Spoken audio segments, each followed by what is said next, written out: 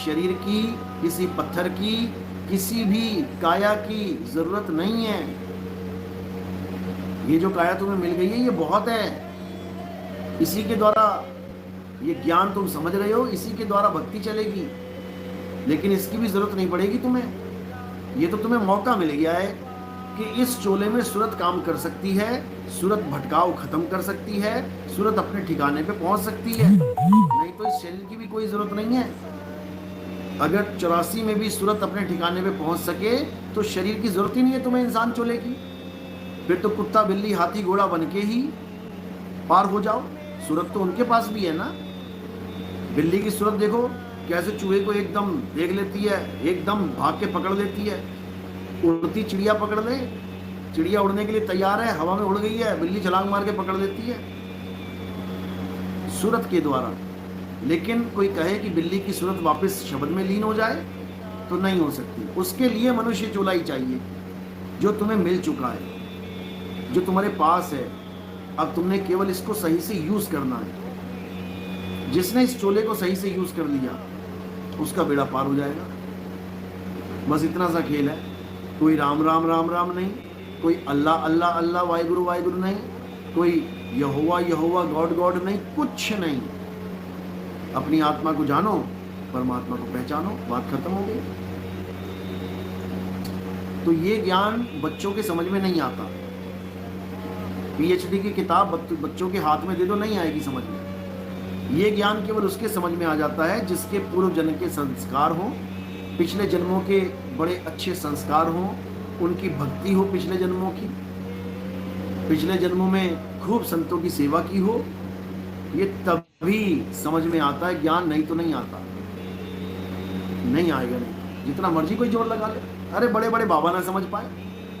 ये बड़े बड़े बाबा जो बैठे हुए हैं वृंदावन में, लाखों करोड़ों की गाड़ियों में घूम रहे हैं, बड़े बड़े लोग उनके आजू बाजू घूम रहे हैं, वो ना समझ पा रहे हैं इस बात को। उनका आधार खत्म नहीं हुआ अभी तक। बताओ, अरे तुम्हारा तो आधार खत्म हो जाना चाहिए। तुम लोगों को कह रहे हो कि मूर्ति एक आधार है और परमात्मा की प्राप्ति मूर्ति के द्वारा यानी आधार के द्वारा हो जाएगी। तो जब आधार के द्वारा परमात्मा की प्राप्ति हो गई तब तो आधार छूट जाना चाहिए। लेकिन इन बाबा लोगों का नहीं छूट रहा है, जो मौत के दरवाजे पे खड़े हैं, पल का नहीं बताओ क्या हो जाए, बुढ़े हो गए, मरने वाली हालत हो गई, लेकिन अभी भी आधार नहीं छूट रहा है। तो बताओ परमात्मा कब मिला इन्हें? आधार का मतलब होता है अगर परमात्मा नहीं मिला तो आधार पकड़ के रखोगे, और अगर परमात्मा मिल गया तो आधार छूट जाना चाहिए। लेकिन इनका बुढ़ापे में छूट नहीं रहा। ये बुढ़ापे में आधार नहीं छोड़ पा रहे हैं, यानी अभी कुछ मिला नहीं है। अभी आधार के विश्वास पर ही गाड़ी चल रही है कि परमात्मा मिलेगा मिलेगा मिलेगा। समझो, अभी ये आधार नहीं त्याग पा रहे हैं क्योंकि इनको परमात्मा नहीं मिला है। इनको वो चीज प्राप्त नहीं हुई है जिसके प्राप्त होने पे सारे आधार छूट जाते हैं। तुम एयरपोर्ट जा रहे हो, किसके आधार पे जाओगे? बस के आधार पे। जैसे ही एयरपोर्ट पहुंच गए अब बस छूट जाएगी, बस को छोड़ के तुम एयरपोर्ट में चले जाओगे। अब तुम्हारी बस ही नहीं छूट रही है तो तुम एयरपोर्ट में कहां से पहुंच गए अभी? तो जिन गुरुओं के नाम जाप नहीं छूट रहे, जो ये नाम जप रहे हैं राम राम राम राम, राधे राधे राधे राधे, मूर्तियों की पूजा कर रहे हैं, मूर्तियों को देख देख के रो रहे हैं, बताओ कब मिला इन्हें परमात्मा? अगर इनको परमात्मा मिल गया होता ये कभी नाम जपते ही ना, खत्म हो गया कोर्स नाम का। अब क्या जपोगे? लेकिन नहीं, लगे पड़े हैं, खुद भी लगे पड़े हैं, दूसरों को भी लगा रखा है। दिक्कत तो ये है। तो मेरे भाई, ये बहुत खतरनाक खेल है। ये जन्म मरण का ऐसा खेल है जिसमें एक चूक और 84 लाख बार जन्म हो जाएगा। जन्म भी होगा, मृत्यु भी होगी। केवल एक चूक। और क्या चूक? कि आत्मा की जगह पत्थरों को भगवान मान बैठे, आत्मा की जगह मंत्रों के चक्कर में पड़ गए, आत्मा की जगह नाम जाप के चक्कर में पड़ गए, आत्मा की जगह शरीरों को सत्य मान बैठे, आत्मा की जगह किसी और की पूजा करने लग गए। अब नाश होना पक्का है, तय हो गया है बिल्कुल। तो क्या करना है? अध्याय 3 17वां श्लोक क्या कहता है? हे अर्जुन, जो अपनी आत्मा में रमण करते हैं, कब करेंगे आत्मा में रमण?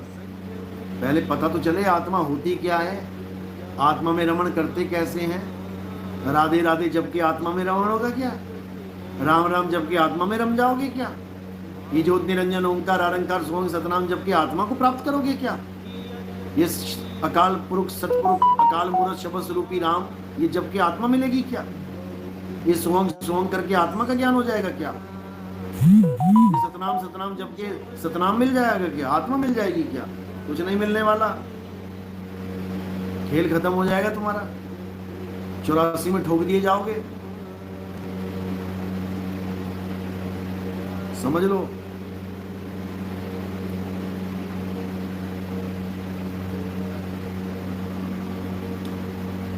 जब तक ये नहीं समझोगे कि कोई भी नाम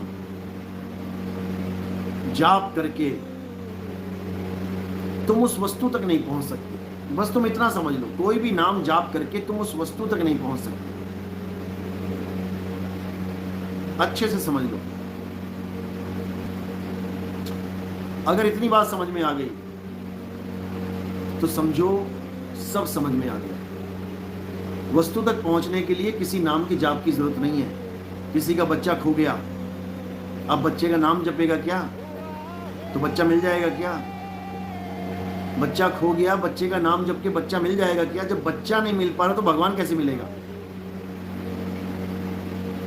तुम्हें भेद ही चाहिए, कोई तुम्हें भेद बता दे कि बच्चा कहाँ है इस वक्त। 101% मिलेगा, भागे जाओगे मिलेगा।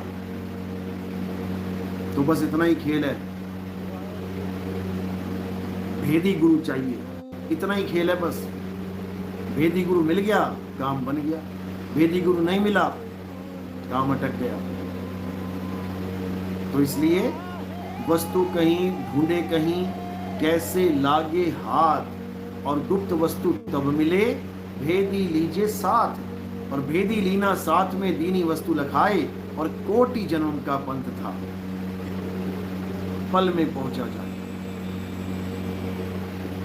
जो मैंने तुम्हें समझा दिया है, मृत्यु की कला क्या है, मौत की कला क्या है, बस उसी को पकड़ के रखना है। जिसने उसको पकड़ के रख लिया, जिसने उस ज्ञान को कस के पकड़ लिया, वो निकल जाएगा भवसागर से। और जो बेचारा नहीं जान पाया, जो किस्मत का मारा शरीर के मुंह में पड़ा रह गया, उसको दिक्कत हो जाएगी। मैं बता रहा हूं फिर से, जो शरीर के मुंह में रहेगा उसको दिक्कत हो जाएगी।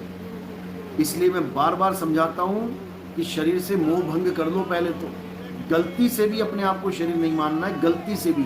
भगवान को तो बहुत दूर की बात है शरीर मानना, खुद को भी नहीं मानना है। और ये कैसे होगा? अपने आप को हाईलाइट करना बंद कर दो,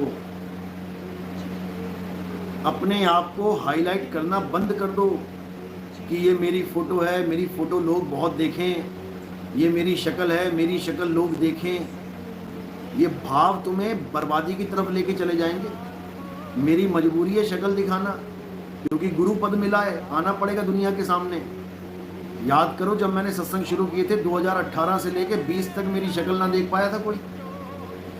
समझ लो, काला बैकग्राउंड और सफेद अक्षर, यही चलते थे, क्योंकि हमें शक्ल दिखाने की जरूरत ही नहीं थी। क्योंकि शरीर से परे की अवस्था में रहो। अपने आप को शरीर मान लोगे, शरीर के दिखाने में आ जाओगे तो छूट नहीं पाएगा। समझ लो। नहीं, व्हाट्सएप डीपी हटाना अलग बात है। व्हाट्सएप डीपी क्यों लगाते हैं? ताकि लोग समझें कि ये किसका नंबर है। वो लोगों के लिए है, तुम्हारे लिए नहीं है। समझो।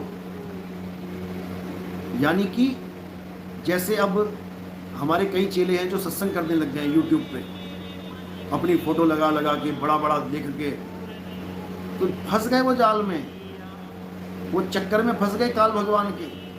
वो सोच रहे हैं कि लोग मेरी फोटो देख रहे हैं, मेरा बड़ा नाम हो रहा है। बेटा तेरा नाम नहीं हो रहा है, नाम तो काल भगवान का ही हो रहा है, क्योंकि ये शक्ल काल भगवान की है, ये तेरी शक्ल नहीं है। सच समझ लो, ये तुम्हारी शक्ल नहीं है कि तुम बड़े चौधरी बन गए हो, दुनिया तुम्हें जान रही है, तुम फेमस हो गए हो। तुम फेमस नहीं हो गए, तुम दोबारा वापस दुनिया में आने के लिए बेबस हो गए हो। फेमस नहीं हो गए हो, तुम बेबस हो गए हो आने के लिए, अब आना पड़ेगा तुम्हें। अच्छे से समझ लो। ठीक है, किसी की हेल्प के लिए अपनी फोटो लगा रहे हो कि भाई तुम्हारी शक्ल, हालांकि ये नहीं है, लेकिन कोई तुमसे संपर्क करना चाहे तो तुम्हारी शक्ल देखनी पड़ेगी, नकली वाली, नकली शक्ल। ठीक है, उसके लिए तुम लगा रहे हो फोटो, कोई बात नहीं। लेकिन अगर तुम चौधरी बनना चाहते हो कि मेरी फोटो को दुनिया देखे, मेरी फोटो पे वाहवाही करे, तो तुम फंस गए। समझ, संपर्क करना चाहे तो तुम्हारी शक्ल देखनी पड़ेगी, नकली वाली, नकली शक्ल। ठीक है, उसके लिए तुम लगा रहे हो फोटो, कोई बात नहीं। लेकिन अगर तुम चौधरी बनना चाहते हो कि मेरी फोटो को दुनिया देखे, मेरी फोटो पे वाहवाही करे, तो तुम फंस गए। समझ लेना। फिर तुम ये फोटो नहीं हटा सकते यूट्यूब से, तो शरीर कब हटाओगे अपने अंत समय में, अपने दिमाग से? जो अपने दिमाग से फोटो नहीं हटा पा रहा है, यूट्यूब से अपनी फोटो नहीं हटा पा रहा है। अभी जितने यूट्यूबर बैठे हैं फोटो लगा लगा के, जितने ज्ञानी पंडित हैं, इनको कह दो कि अपनी फोटो हटा दो तुम, अभी सबकी अम्मा मर जाएगी, अभी नानी याद आ जाएगी सबको। क्यों? क्योंकि ये उसको सत्य मान बैठे हैं कि ये मैं हूं, मेरा बड़ा नाम हो रहा है, मेरा बड़ा चर्चा हो रहा है। ये सब धरे जाएंगे, काल भगवान लेगा लपेटे में। क्योंकि पहली बात तो इनको स्वरूप ज्ञान नहीं है। अब स्वरूप ज्ञान नहीं है तो पूरा ज्ञान इनको शब्द का, जो नकली शब्द है, और शक्ल का, जो नकली शक्ल है, इसको लेके बैठे हैं। अंत में यही करेंगे, या तो शब्द जपेंगे क्योंकि स्वरूप ज्ञान नहीं है, या तो राम राम करेंगे, या राधे राधे जपेंगे, या फिर शक्लों के पीछे भागेंगे। राम जी दिख जाएं, हनुमान जी दिख जाएं, शंकर जी लेने आ जाएं, गुरु जी लेने आ जाएं, किसी न किसी शक्ल की आस करेगा। और जैसी शक्ल की आस करी या 52 अक्षर की आस करी, पकड़ा गया, गया 84 में, कोई बचाने वाला नहीं है। समझ लो। तो इसलिए अपने स्वरूप को जानो, तभी ये सारे भ्रम टूटेंगे। ये काया का भ्रम टूटेगा, ये देह अहंकार टूटेगा, ये देह मोह भंग होगा। ये तब होगा, ऐसे नहीं होगा। समझ लो। जब शरीर छूटेगा तो इन 9 द्वारों से निकलेगा, कान, आंख, नाक, मुख, लिंग, गुदा। जब शरीर छूटेगा तो जीव इन 9 द्वारों से निकलेगा। इतना समझ लो, निकलना पड़ेगा। ना तो कोई राम राम राम राम बचा पाएगा, ना कोई अल्लाह अल्लाह वाहिगुरु वाहिगुरु वाहिगुरु, कोई मंत्र जाप नहीं बचा पाएगा। बचने का एक ही रास्ता है, आत्मा का ध्यान करो। आत्मा चुंबक की तरह खींचेगी तुम्हें, इस जीव को, इस सूरत को चुंबक की तरह खींचेगी। लोह चुंबक की प्रीत ज्यों और लोह को लेत उठाए, ऐसा शब्द कबीर का काल से लेत छुड़ाए। काल से तभी छूटोगे भाई, और कोई रास्ता नहीं है। समझ लो। ये 52 अक्षर जप के कहो, या किसी शक्ल का ध्यान करके कहो, या किसी अंधकार या प्रकाश का ध्यान करके सोचो, या किसी सूर्य मंडल, तारा मंडल, चंद्र मंडल को देख के सोचो मुक्त हो जाऊंगा, या किसी 5 रूहानी मंडल के चक्कर में पड़ जाओ, ये बात नहीं बनेगी भाई। दिक्कत हो जाएगी, बहुत बड़ी दिक्कत हो जाएगी। इसलिए इन मंत्र जंत्र को छोड़ो, इन नाम जाप को छोड़ो और आत्मा को जानो। आत्म ज्ञान बिना नर भटके, कभी काबा कभी काशी। बस इतनी सी बात। तो कई बार लोग कंफ्यूज हो जाते हैं। एक मौत हुई थी किसी की, तो मुझे फ़ोन आया, कहता गुरुजी समझ में नहीं आई बात। मैंने कहा क्या हुआ? कहता है एक आदमी मरा, उसकी लैट्रिन भी निकल गई मरते हुए, और उसका मुंह भी खुला हो गया, मुंह भी खुल गया। ये 2 द्वारों में से कैसे निकल गई जीवात्मा? ऐसा नहीं होता। देखो, जिसका मुंह खुलेगा और जीवात्मा मुंह से निकलेगी, उसकी जीभ निकलेगी बाहर, पूरी जीभ बाहर आएगी उसकी, और उसके मुंह से बाहर जीभ निकली पड़ी होगी। समझ लो, पूरा जोर मुंह पे लग रखा होगा। जिसकी गुदा से निकलेगी लैट्रिन निकल जाएगी उसकी, जिसकी पेशाब के रास्ते निकलेगी तो पेशाब निकल जाएगा, जिसका नाक के रास्ते निकलेगी ब्लड आ जाएगा, कान के रास्ते निकलेगी ब्लड आ जाएगा, आंख के रास्ते निकलेगी तो आंखें खुली होंगी और पूरी बाहर की तरफ एकदम अंडे की तरह बाहर होंगी, पूरा जोर आंखों पे आ जाएगा। समझो, समझ लो। कई बार ऐसा होता है कि जिसके मुंह में दांत नहीं होते, जो बुजुर्ग हैं या फिर वो लोग जिनके मुंह में दांत नहीं होते, जब वो लेटे होते हैं मृत्यु के समय, तो उनका मुंह ऑटोमेटिकली खुल जाता है। इसका मतलब ये नहीं कि उसके प्राण मुंह से निकल गए, ऐसा नहीं है। उसके दांत नहीं है, इसलिए उसके होंठ अंदर की तरफ चले जाते हैं और मुंह ऑटोमेटिकली खुल जाता है। इसका मतलब ये बिल्कुल नहीं है कि प्राण मुंह से निकल गए। इस चीज को बिल्कुल दिमाग में रखना, क्योंकि दो जगह से प्राण नहीं निकलते। लैट्रिन भी निकल गई और मुंह भी खुला रह गया, ऐसा नहीं है। लैट्रिन निकली है तो लैट्रिन के रास्ते निकल गया, मुंह खुला है किसी और कारण, समझ लो। सुनील यादव, गुरुजी मार्गदर्शन करें, कुल देवी की पूजा छोड़ दिया तब से घर में बहुत परेशानी आ रही है। क्या परेशानी आ रही है आपको, ये भी लिख दो। और कुल देवी की पूजा आप करते थे तब क्या परेशानी नहीं आती थी, ये भी बता देना। यही मन के डर होते हैं कि हमने ये पूजा छोड़ दी, ये परेशानी आ रही है, वो पूजा छोड़। अरे पूजा करने वालों के घर में परेशानियां चल रही हैं, जो पूरा पूरा दिन मंत्र जपते हैं, नाम जपते हैं, उनके घर में परेशानियां चल रही हैं। वो पूछते फिर रहे हैं गुरुओं से कि हम पूरे दिन पूजा करते हैं, पाठ करते हैं, तब भी हमारे घर में परेशानियां चल रही हैं। वो कहाँ जाएं, वो क्या करें? ये हमारा भ्रम होता है। इंसान जीवन परेशानियों का ही पुलिंदा है, सुख दुख का ये जीवन बना है। सबको परेशानियां आती है। राम जी को परेशानी नहीं आई क्या? तुम्हारी परेशानी राम जी से भी बड़ी है क्या? 14 साल का वनवास हो गया, अपनी घरवाली को रावण उठा के ले गया, इससे बड़ी परेशानी तो तुम्हें नहीं आई होगी।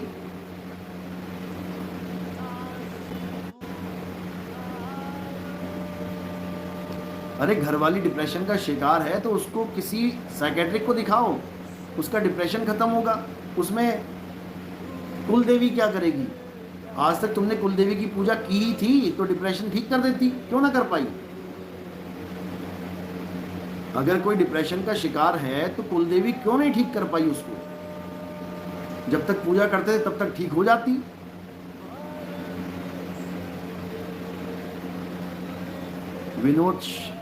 विनोद, गाजीपुर में 4 लोग शहीद हो गए देवी देवता की पूजा करने में। बताओ, देवी देवता की पूजा करते करते शहीद हो गए। करंट लग गया था ना, वो सुनने में तो यही आया था कि करंट की तार लग गई थी, पता नहीं। कोई हरे बांस की कोई झंडा वंडा लेके जा रहा था, हरे बांस का, तो ऊपर तार बिजली वाली थी और वो करंट सीधे उन चारों में आ गया। चारों एक दूसरे को पकड़े थे, क्या किया था समझ में नहीं आया, लेकिन 4 लोग मर गए उसमें। अब बताओ, देवी देवता की पूजा करते हुए बंदा सेफ नहीं है और तुम कह रहे हो मेरी कुल देवी छूट गई है तो मुझे प्रॉब्लम आ गई है। अरे यहाँ तो मौत हो गई देवी देवता पूजा करते करते। कुंभ में 144 साल के बाद कुंभ हुआ है, सारे देवी देवता वहां विद्यमान होंगे, पूजा पाठ चल रहा है, हवन यज्ञ चल रहे हैं, सारे संत महात्मा बैठे हैं, तो भगदड़ में इतने लोग मर गए। अब ये परेशानी किसको बताओगे जाके? कौन बचाएगा वहां पे? बताओ जरा। तो इन चीजों से बाहर निकलो। हम पैदा ही मरने के लिए हुए हैं, इस सत्य को गांठ बांध लो। इस दुनिया में कोई भी पैदा होता है मरने के लिए पैदा होता है, यहाँ पर कोई ऐश करने के लिए पैदा नहीं हो रहा है। जो भी इस मृत्यु लोक में पैदा होगा मरने के लिए पैदा होगा। तो पहला जो फार्मूला है मौत, वो हमेशा याद रखो, जो तुम्हारे ऊपर लागू होगा फार्मूला। अब ये सुख और दुख ये बात की बातें हैं, ये कर्मों के आधार पर मिलता है। इतना समझ लो कि चाहे तुम सुखी रहो चाहे तुम दुखी रहो, मृत्यु तुम्हारी आनी आनी है, मृत्यु को कोई नहीं टाल सकता। इसलिए सबसे बड़ी प्रॉब्लम मृत्यु है, उसका इंतजाम करो। समझ लो, उसका इंतजाम करो। अरे यहाँ कितने बाबा लोग, कोई शिव जी का कथा सुना रहा है, कोई कुछ बता रहा है, कोई बेलपत्तर कह रहा है, लगा के शहद चिपका दो शिवलिंग पे, उनकी कथाओं में लोग मर जा रहे हैं भीड़ में, भगदड़ में। बताओ क्या करोगे? भगवान को पूछते पूछते लोग मर जा रहे हैं। कांवड़ देखो, कांवड़ यात्रा सर्च करो यूट्यूब पे, कांवड़ियों की मौत, बस इतना लिख देना, कांवड़ियों की मौत। देखो कितनी मौतें हो रही हैं, घर से निकलते ही शहर के शहर, शहर के शहर, मौत ही मौत होती जा रही है। अब बताओ, वो तो महाकाल के पुजारी हैं, काल फिर भी ना छोड़ रहा उनको। समझो बात को, ये दुनिया बनी है मृत्यु के लिए, इसका नाम ही मृत्यु लोक है। यहाँ पर केवल एक बीमारी है, उस एक बीमारी को ठीक कर लोगे सारी बीमारियां ठीक हो जाएंगी। इस मृत्यु लोक का नाम ही मृत्यु लोक है, और तुम्हारी जो बीमारी है उसका नाम ही जन्म और मृत्यु है। बस जन्म और मृत्यु का रोग ठीक कर लो, सारे रोग ठीक हो जाएंगे, बात ही खत्म हो जाएगी। लेकिन इतनी सी बात नहीं समझ में आ रही है, मैं ये पूजा कर लूं, मैं वो पूजा कर लूं, मैं ये कर लूं, मैं वो कर लूं। बताओ, इतना बुरा हाल है। एक आदमी मुझसे पूछता कि आप नाम का खंडन करते हो, नाम जाप का खंडन करते हो, नाम जप के राक्षसों को भी भगवान मिल गया। मैं कहा अच्छा, नाम जप के राक्षसों को भी भगवान मिल गया? भाई राक्षस नाम जपते थे, बिल्कुल जपते थे, भगवान मिल गए, बिल्कुल मिल गए। उसके बाद क्या हुआ? उसके बाद वरदान भी मिल गया, बिल्कुल मिल गया। उसके बाद क्या हुआ? उसके बाद फिर वो कुत्ते की मौत मरा। भगवान के दर्शन भी हो गए, भगवान से वरदान मिल गया, फिर भी राक्षस का टैग उसके सिर से नहीं गया। बताओ, वो भगत नहीं कहलाया, लोग उस भगत की पूजा ना कर पाए, राक्षस ही मानते रह गए उसको। रावण ही ले लो, रावण ने वो सारे काम करे जो एक हिंदू भगत आज कर रहा है। शंकर जी की पूजा हिंदू कर रहा है, शिवलिंग की पूजा हिंदू कर रहा है, मंत्रों के जाप शिव जी के हिंदू कर रहा है। रावण ने भी सब कुछ किए, फिर भी हर साल जलाया जा रहा है। ब्राह्मण होता हुआ राक्षस कहला रहा है। बताओ, भगवान का सबसे बड़ा भगत 10 बार सिर काट के चढ़ा दिए। समझो, फिर भी वो परम भगत नहीं कहला पा रहा है, भक्तों का सरताज नहीं कहला पा रहा है। जितने भगत हुए हैं, नाभा जी, मलुकदास जी, रविदास जी, मीराबाई, इनमें से एक ने भी सिर काट के नहीं चढ़ाया भगवान को। सिर काट के चढ़ाया हो तो बताओ।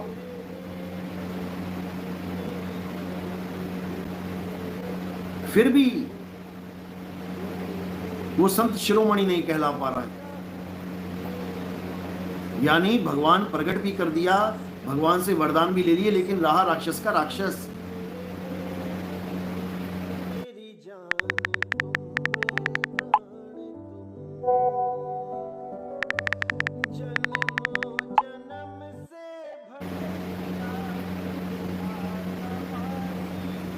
समझो,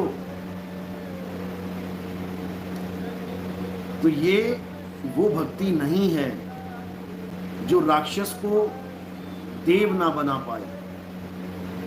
ये वो भक्ति है जो जीव को पीव बना देती है। कोटि तो ब्रह्मा भय, कोटि भय ईश, साहिब तेरी बंदगी से जीव होए जगदीश। समझ लो, ये 52 अक्षर जप के कहो, या किसी शक्ल का ध्यान करके कहो, या किसी अंधकार या प्रकाश का ध्यान करके सोचो, या किसी सूर्य मंडल, तारा मंडल, चंद्र मंडल को देख के सोचो मुक्त हो जाऊंगा, या किसी 5 रूहानी मंडल के चक्कर में पड़ जाओ, ये बात नहीं बनेगी भाई, दिक्कत हो जाएगी, बहुत बड़ी दिक्कत हो जाएगी। इसलिए इन मंत्र जंत्र को छोड़ो इन नाम जाप को छोड़ो और आत्मा को जानो। आत्म ज्ञान बिना नर भटके, कभी काबा कभी काशी। बस इतनी सी बात। तो कई बार लोग कंफ्यूज हो जाते हैं।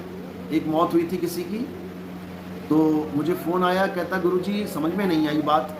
मैंने कहा क्या हुआ? कहता है एक आदमी मरा, उसकी लैट्रिन भी निकल गई मरते हुए, और उसका मुंह भी खुला हो गया, मुंह भी खुल गया।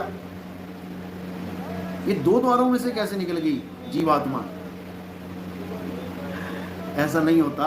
देखो, जिसका मुंह खुलेगा और जीवात्मा मुंह से निकलेगी, उसकी जीव निकलेगी बाहर, पूरी जीव बाहर आएगी उसकी, और उसके मुंह से बाहर जीव निकली पड़ी है।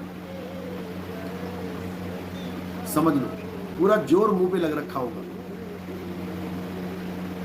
जिसकी गुदा से निकलेगी लैट्रिन निकल जाएगी उसकी, जिसकी पेशाब के रास्ते निकलेगी तो पेशाब निकल जाएगा, जिसका नाक के रास्ते निकलेगी ब्लड आ जाएगा, कान के रास्ते निकलेगी ब्लड आ जाएगा, आंख के रास्ते निकलेगी तो आंखें खुली होंगी और पूरी बाहर की तरफ एकदम अंडे की तरह बाहर होंगी, पूरा जोर आंखों पे आ जाएगा। समझो, समझ लो। कई बार ऐसा होता है कि जिसके मुंह में दांत नहीं होते, जो बुजुर्ग हैं या फिर वो लोग जिनके मुंह में दांत नहीं होते, जब वो लेटे होते हैं मृत्यु के समय, तो उनका मुंह ऑटोमेटिकली खुल जाता है। इसका मतलब ये नहीं कि उसके प्राण मुंह से निकल गए, ऐसा नहीं है। उसके दांत नहीं है, इसलिए उसके होंठ अंदर की तरफ चले जाते हैं और मुंह ऑटोमेटिकली खुल जाता है। इसका मतलब ये बिल्कुल नहीं है कि प्राण मुंह से निकल गए। इस चीज को बिल्कुल दिमाग में रखना, क्योंकि दो जगह से प्राण नहीं निकलते। लैट्रिन भी निकल गई और मुंह भी खुला रह गया, ऐसा नहीं है। लैट्रिन निकली है तो लैट्रिन के रास्ते निकल गया, मुंह खुला है किसी और कारण। समझ लो। सुनील यादव, गुरुजी मार्गदर्शन करें, कुल देवी की पूजा छोड़ दिया, तब से घर में बहुत परेशानी आ रही है। वो भगत नहीं कहलाया, लोग उस भगत की पूजा ना कर पाए, राक्षस ही मानते रह गए उसको। रावण ही ले लो, रावण ने वो सारे काम करे जो एक हिंदू भगत आज कर रहा है। शंकर जी की पूजा हिंदू कर रहा है, शिवलिंग की पूजा हिंदू कर रहा है, मंत्रों के जाप शिव जी के हिंदू कर रहा है। रावण ने भी सब कुछ किए, फिर भी हर साल जलाया जा रहा है। ब्राह्मण होता हुआ राक्षस कहला रहा है। बताओ, भगवान का सबसे बड़ा भगत 10 बार सिर काट के चढ़ा दिए।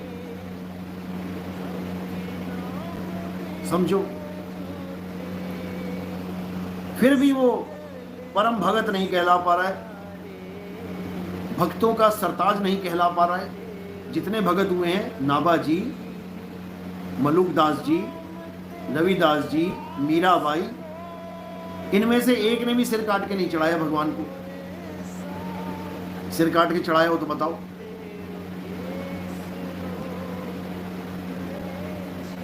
फिर भी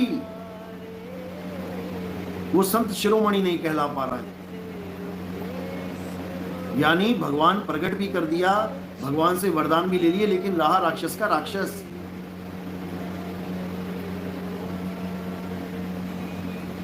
समझो। तो ये वो भक्ति नहीं है। कर्म का एक हिसाब होता है, वो काल भगवान बैठा है, वो सबका हिसाब किताब एक ही बार में निपटा देगा। हमें कुछ करने की जरूरत नहीं, हम तो बस दृष्टा बने हुए हैं, यहाँ पे देख रहे हैं कौन क्या कर रहा है, क्या लीला चल रही है। बस देखते जाओ, देखते जाओ, देखते जाओ।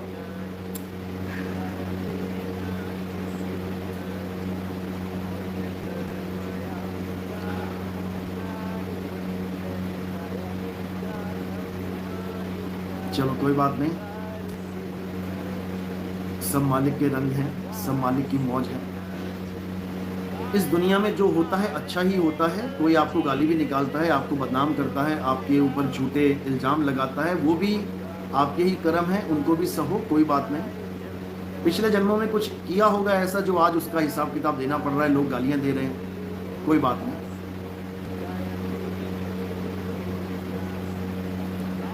इसलिए सबको माफ करते जाओ।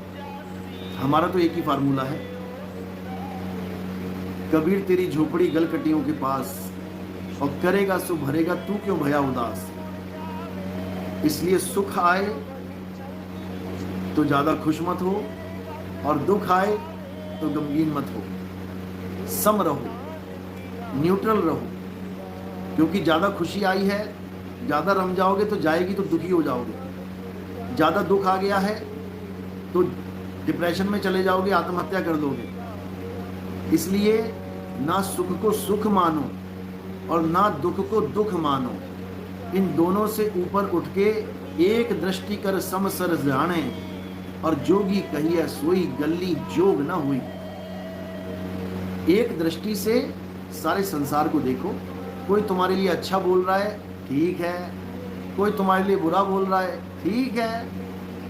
अच्छा बोलने वाला भी मर जाएगा, बुरा बोलने वाला भी मर जाएगा, और जिसको अच्छा और बुरा बोला जा रहा है वो भी एक दिन मर जाएगा। तीनों ही निकल लेंगे यहाँ से। इसलिए किसको मंदा किसको चंगा बोलें, सब मालिक की मौज है। राज कराए तो तेरी बड़े आई, और भिख मंगाए तो की घट जाई। अगर गले में माला डलवा रहा है उसकी मौज है, चाहता है वो इसीलिए डल रही है। और गालियां पड़वा रहा है तब भी उसी की मौज है, वो चाहता है इसलिए पढ़ रही हैं। तो इसलिए अपने आप को इन कर्मों से निकाल लो। ना किसी को आशीर्वाद देना है और ना ही किसी को श्राप देना है, बस इतना समझ लो। लेकिन हम लोग गुरु पद पे हैं, हमें हाथ रखना पड़ता है सिर पे, लेकिन हमारे अंदर से जो आवाज़ आती है वो मालिक से अरदास होती है कि परमात्मा इसका भला करना। हम नहीं भला करने वाले किसी का, परमात्मा इसको मुक्ति देना। हम नहीं मुक्तियां बांट रहे हैं। गुरु का काम होता है नाम का सिमरन करवाना, सच्चे नाम का सिमरन करवाना। परमात्मा का काम होता है मुक्ति देना, मुक्त करना। सेवा को दो ही भले, एक संत एक राम, और राम है दाता मुक्ति का, संत जपावे नाम। तो संत का काम है नाम जपवाना। जपवाना बोलने में आता है, असल में नाम का भेद बताना। सोई गुरु पूरा कहाए, दो अक्षर का भेद बताए।